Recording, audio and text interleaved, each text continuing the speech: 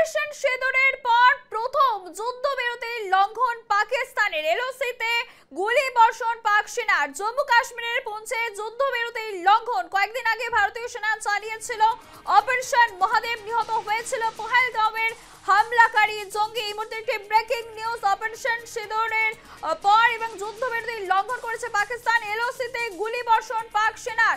Operation সিঁদুরের পর প্রথম যুদ্ধবিরতির লঙ্ঘন পাকিস্তানের। এই মুহূর্তে একটি ব্রেকিং নিউজ আবার আপনাদের জানাবো। অপারেশন সিঁদুরের পর প্রথম যুদ্ধবিরতির লঙ্ঘন পাকিস্তানের এবং যেমনটা জানা যাচ্ছে এলওসিতে গুলি বর্ষণ করেছে পাক সেনা। ফোন লাইনে রয়েছে আমাদের প্রতিনিধি তন্ময় দে। তন্ময়, যেমনটা এই মুহূর্তে ব্রেকিং নিউজ উঠে আসছে, অপারেশন সিঁদুরের পর প্রথম যুদ্ধবিরতির লঙ্ঘন পাক সেনার এবং পাকিস্তানের, যেটা জানা যাচ্ছে এলওসিতে গুলি বর্ষণ পাক সেনার। বিস্তারিত জানাও, কি আপডেট রয়েছে তোমার কাছে?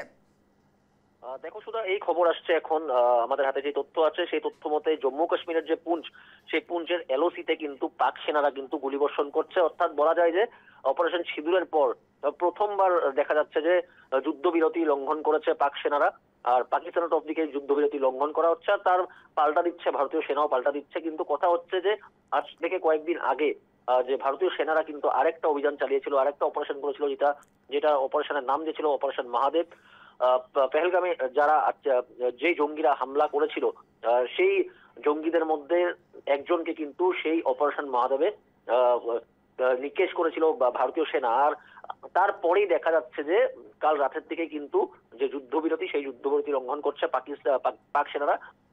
এলওসিতে কিন্তু ধারাসার গুলি বর্ষণ করছে, আর তার সমান্তরাল ভাবে কিন্তু পাল্টা দিচ্ছে ভারতীয় সেনা। তো এখন এই যে পুরো ঘটনাটা, যে যেই সময় ভারত পাকিস্তানের যখন যুদ্ধ চলতেছিল, তারপরেই যখন দুই দেশেই কিন্তু যে যুদ্ধবিরতি, সেই যুদ্ধবিরতি সিজফায়ার যুদ্ধবিরতি ডিক্লেয়ার করেছিল। কিন্তু তারপরে দেখা যাচ্ছে এই যে ঘটনা ঘটাচ্ছে পাক সেনারা। কিন্তু এখন ভারতীয় সেনারাও যে পাল্টা দিচ্ছে, তারপরে ভারত সরকার কি জবাব দেয় বা কি পরবর্তী সময় কি পদক্ষেপ নেয় সেটা আমরা পরে জানাবো। কিন্তু এই মুহূর্তে যে ব্রেকিং আমাদের হাতে ইনপুট আসছে, জম্মু কাশ্মীর পুঞ্চে কিন্তু ধারাসার গুলি বর্ষণ করছে পাক সেনারা। আর এটাই কিন্তু যে অপারেশন সিঁদুরের পর যে যুদ্ধবিরতি, সেই যুদ্ধবিরতি লঙ্ঘন করেছে।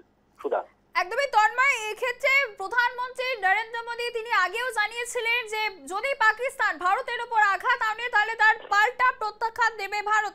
অর্থাৎ অপারেশন সিঁদুর যে জারি রয়েছে এই কথাও কিন্তু প্রধানমন্ত্রী বলেছেন। তাহলে কি ভারত আবারও কি প্রত্যাঘাতের জবাব দেবে?